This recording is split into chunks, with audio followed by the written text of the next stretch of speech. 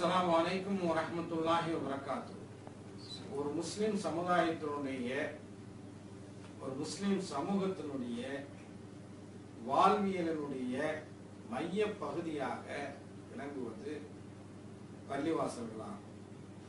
இஸ்லாமிய வரலாற்றை நாம் படிக்கும்போது அண்ணலம் பெருமானார் ஸல்லல்லாஹு அலைஹி வஸல்லம் அவர்கள் இஸ்லாத்தை நிலைநாட்ட அற்புதமான வரலாற்றை நாம் புரட்டி பார்க்கும்போது இஸ்லாமிய சமூகத்தினுடைய நடுநாயகமாக பள்ளிவாசல்கள் விளங்கியதை வரலாற்றிலே பார்க்க முடியும்.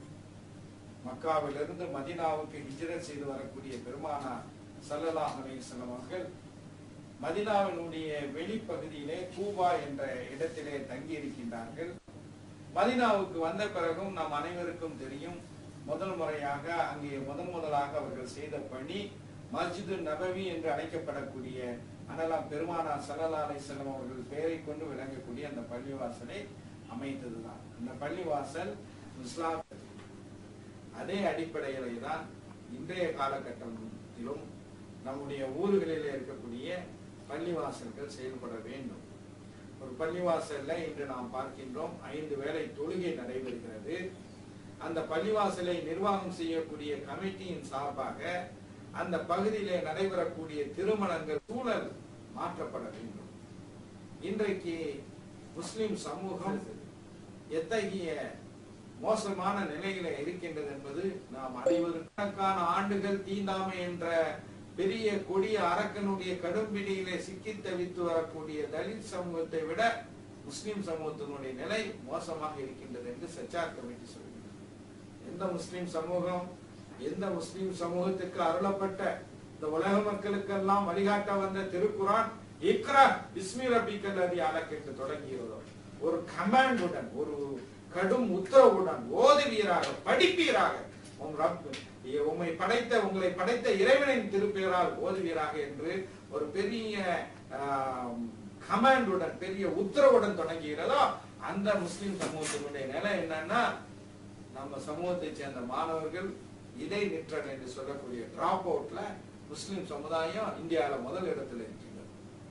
கல்லூரியிலே படிக்கக்கூடிய மாணவர்கள் பட்டப்படிப்பு படிக்கக்கூடியவர்களாக இருந்தாலும் சரி, மேற்பட்ட படிப்பு படிக்கக்கூடியவர்களாக இருந்தாலும் சரி, அவர்களுடைய நிலையும் மிக மோசமாக இருக்கக்கூடிய ஒரு சூழலை பார்க்கின்றோம். இதையெல்லாம் மாற்ற வேண்டாமா? இன்றைக்கு அல்ஹம்துலில்லாஹ் நம்முடைய சமூகத்திலே, தமிழக சமூகத்திலே கல்வியை கற்க வேண்டும், படிக்க வேண்டும் என்ற ஆர்வம் வந்திருக்கின்றது. ஆனால் இந்த ஆர்வம் மட்டும் போதாது. படித்து பட்டம் பெற்று பட்டதாரிகளாக, பொறியியல் வல்லுநர்களாக வெளியேறக்கூடியவர்கள் வேலை வாய்ப்புக்கு தகுதி உள்ளவர்களாக இருக்கின்றார்களா என்றால் இல்லை என்ற ஒரு சூழல் இருக்கின்றது. இன்றைக்கு ஏராளமான வேலை வாய்ப்புகள் இருக்கின்றது. இன்றைக்கு தமிழ்நாட்டில் 3.5 விழுக்காடு இடஒதுக்கீடு இருக்கின்றது. ஆனால் இந்த வேலைகளை நிரப்புவதற்கு, 3.5 விழுக்காடை நிரப்புவதற்கு தகுதியான மாணவர்கள், இளைய சமுதாயத்தினர் இந்த சமூகத்தில் இருக்கின்றார்களா என்றால் நிச்சயமாக அந்த எண்ணிக்கையில கவலை தரக்கூடிய புள்ளி விவரங்கள் தான் நமக்கு முன்னால் நம்மை அச்சுறுத்தக்கூடிய வகையில இருக்கின்றது. இந்த நிலையை மாற்ற வேண்டும். பூனைக்கு யார் மணி கட்டுவது? இது ஒரு மிகப்பெரிய பணி. அந்த பணியை செய்வது ஒவ்வொரு முஸ்லிம் சமூகத்தினுடைய அமைப்புகளுக்கும், ஒவ்வொரு பள்ளிவாசல் ஜமாத்துகளுக்கும், சமுதாய நலனை அக்கறை கொண்டிருக்கக்கூடிய எல்லோரும் நிறைவேற்றக்கூடிய ஒரு கடமை. இதை பற்றி சதா நேரமும் சிந்தித்து கவலை பெற்று முஸ்லிம் இளைஞர்களுக்கு வேலை வாய்ப்புக்கான சிறந்த நேர்முக செயல்முறை பயிற்சிகளை குவைத்தை தலைமையகமாக கொண்டு இயங்கக்கூடிய நாப் என்ற அமைப்பு அதை மிக சிறப்பாக செய்து வருகின்றது. அந்த நாப் சகோதரர்கள் இப்போது ஒரு சிறந்த ஒரு முன்னோடி திட்டத்தை நான் மிக தெளிவாக பிரகடனப்படுத்த விரும்புகின்றேன். இந்தியாவில வேறு எந்த அமைப்பும் செய்யாத அளவுக்கு ஒரு முன்னோடி திட்டத்தை அறிமுகம் செய்திருக்கின்றார். மாணவர்களை தகுதி உடையவர்களாக மாற்றக்கூடிய தகவல் தொழில்நுட்பத்தை பயன்படுத்தக்கூடிய திட்டம். சகோதரிகளே, அப்போ குவைத்தில் இயங்கக்கூடிய நாப் என்ற அமைப்பை உருவாக்கி அதன் மூலமாக திறன் வாய்ந்த நம்முடைய முஸ்லிம் இளைஞர்களுடைய திறனை மேம்பட செய்து அவர்களுக்கு சிறப்பான வேலை வாய்ப்புகளை எல்லாம் பெற்றுத்தந்த அமைப்பை சேர்ந்த சகோதரர்கள், நம்முடைய சமுதாயம் பல்வேறு துறைகளிலே சிறந்து வழங்க வேண்டும். அதற்கு அடிப்படையாக நம்முடைய மாணவர்களுடைய திறனை வளர்க்க வேண்டும். அவர்களுடைய திறன் மேம்பட வேண்டும். அவர்கள் பட்டதாரிகளாக அல்லது பொறியியல் வல்லுநர்களாக பட்டம் பெற்ற பிறகு அவர்கள் வேலைக்கு தகுதியானவர்களாக, அவர்கள் ஒரு நேர்காணலுக்கு இன்டர்வியூக்கு போகின்றார்கள் என்றால் இந்த மாணவர்களை பார்த்து அவர்களை இன்டர்வியூ செய்யக்கூடியவர்கள், இவன் தான் நம்ம தேடின ஆளு அப்படின்னு சொல்லி அதுக்கு அவர்களுக்கு வேலை வாய்ப்பை கொடுக்க வேண்டும். இந்த திட்டத்தை நிறைவேற்றுவதற்காக வேண்டிதான் நம்முடைய சகோதரர்கள் ஸ்டெம் என்ற ஒரு திட்டத்தை, ஒரு முன்னோடி திட்டத்தை இந்தியாவில முதலாக நம்முடைய தமிழக பள்ளிவாசல்களில அறிமுகப்படுத்தவிருக்கிறார்கள். ஸ்டெம் என்றால் ஸ்டூடெண்ட்ஸ் எம்பவர்மெண்ட் த்ரூ ஸ்மார்ட் மஸ்ஜித் அப்படின்னு பேர். அதாவது ஸ்மார்ட் மஸ்ஜித், தகவல் தொழில்நுட்பத்துடன் இயங்கக்கூடிய பள்ளிவாசல்கள் மூலமாக மாணவர்களுடைய திறனை வளர்க்கக்கூடிய, மாணவர்களுடைய திறனை அதிக மேம்படுத்தக்கூடிய ஒரு திட்டம். இந்த திட்டத்தை மிக சிறப்பான முறையில மை எம்பவர்மெண்ட் ட்ரஸ்ட் சார்பாக இந்த சகோதரர்கள் அறிமுகப்படுத்தி இருக்கிறார்கள். இந்த ஸ்மார்ட் திட்டம், இந்த ஸ்டெம் திட்டம் என்றால் என்ன அப்படின்னு நீங்க பார்க்கும்போது, இந்த ஸ்டெம் திட்டத்தின் அடிப்படையில தேர்ந்தெடுக்கப்பட்ட பள்ளிவாசல்களில ஒரு வகுப்பறை உருவாக்கப்படும். அதுக்காக தனியா பள்ளிவாசல்ல தனியா ஒரு இடத்தை கட்டுவாங்க இல்ல. பள்ளிவாசலுடைய இடத்துல ஒரு எல்சிடி டிவி, டிவினா டிவி நிகழ்ச்சியை பார்க்கறதுக்காக வேண்டியல, அந்த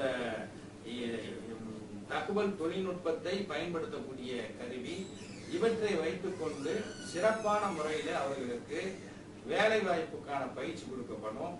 இன்னைக்கு நாம் ஆங்கில உலகத்திலே வசித்து வருகிறோம். ஒரு பிஏ பட்டதாரியா இருக்கட்டும், பிஇ பட்டதாரியா இருக்கட்டும், ஒரு 4 லைன் இங்கிலீஷ்ல எழுத தெரியல, அவங்களுக்கு ஆங்கிலத்துல எப்படி எழுத வேண்டும், பேச வேண்டும் என்பதை கற்றுக் கொடுக்கக்கூடிய பயிற்சி கொடுக்கப்படும்.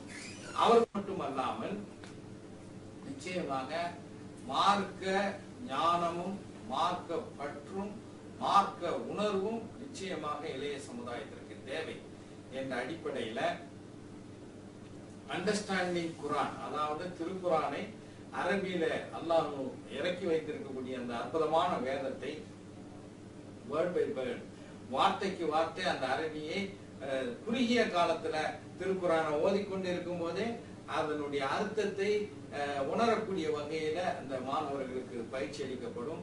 அதோடு சேர்ந்த இஸ்லாமிய வரலாறுகள் எல்லாம் எதிர்காலத்துல பயிற்றுவிக்கக்கூடிய ஒரு திட்டம் தான் இந்த ஸ்டெம் திட்டம்.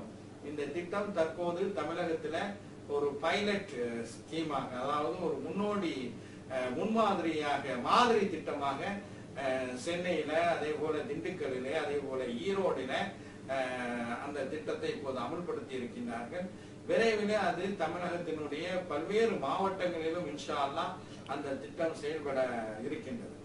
இப்போ இந்த திட்டத்திற்கான தொழில்நுட்பத்தை தருவதற்கும் சிறப்பான பயிற்சியை தருவதற்கும் நம்முடைய மை எம்பவர்மெண்ட் ட்ரஸ்டை சேர்ந்த அருமை சகோதரர்கள், அவர்கள் தனிப்பட்ட முறையில பல்வேறு வாழ்க்கையில நல்ல நிலையில இருந்தாலும் கூட, யாம் பெற்ற இன்பம் பெருகை வையகம் என்று சொல்வார்கள் தமிழில.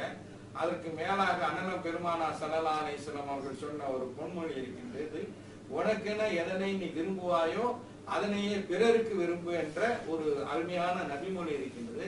அந்த அடிப்படையில வெளிநாட்டிலே வேலை செய்து கை நிறைய சம்பாதித்தாலும் கூட இந்த சமுதாயத்தில் நம்மை போன்ற இளைஞர்களை கைப்பிடித்து தூக்க வேண்டும். அதன் மூலமாக இந்த சமூகத்தினுடைய, முஸ்லிம் சமூகத்தினுடைய சமூக பொருளாதார மேம்பாடு அடைய வேண்டும் என்ற ஒரு நல்ல நோக்கத்துல, எந்த விதமான லாப நோக்கமும் கிடையாது, நல்ல நோக்கத்துல இந்த திட்டத்தை அறிமுகப்படுத்தி இருக்கிறார்கள்.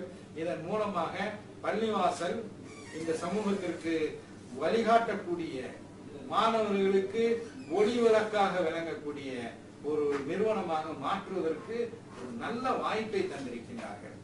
இந்த வாய்ப்பை ஜமாத்தார்கள் பயன்படுத்திக் கொள்ள வேண்டும். தன்னார்வ அமைப்புகள் பயன்படுத்தி கொள்ள வேண்டும்.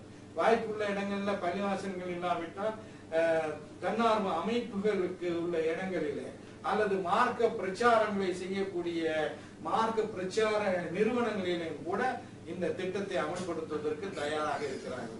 அரசாங்கம் நமக்கு ஒண்ணும் செய்வதில்லை, அரசாங்கத்துல போய் கேட்டு பிரயோஜனம் இல்லை, இந்த அரசியல்வாதிகள் ஒன்றும் செய்வதில்லை என்று நாம் சதா நேரம் மற்றவர்கள் மீது பலி போடக்கூடிய ஒரு நிலையில இருக்கின்றோம். ஆனா நாம் நம்ம ஊருக்கு நம்ம பிள்ளைங்களுக்கு என்ன செஞ்சோம் அப்படின்னு நினைக்கும் போது அதை செய்வதற்கான ஒரு நல்ல வாய்ப்பை தான் இந்த ஸ்டெம் என்று சொல்லக்கூடிய இந்த ஸ்டூடெண்ட்ஸ் எம்பவர்மெண்ட் த்ரூ ஸ்மார்ட் மஸ்ஜித் என்ற திட்டம் தந்திருக்கின்றது.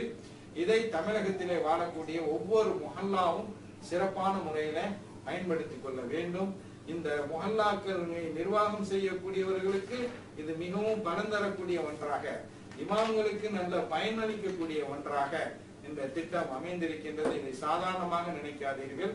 இது நிச்சயமாக நான் குறிப்பிட்டது போல நான் மாணவ பருவத்திலிருந்தே சமூக வாழ்க்கையில ஈடுபட்டு வருகின்றேன். இது போன்ற ஒரு இன்னோவேட்டிவ், ஒரு புதுமையான, அதே நேரத்துல பலன் தரக்கூடிய ஒரு திட்டத்தை இதுவரை யாரும் சிந்தித்து பார்க்கவில்லை.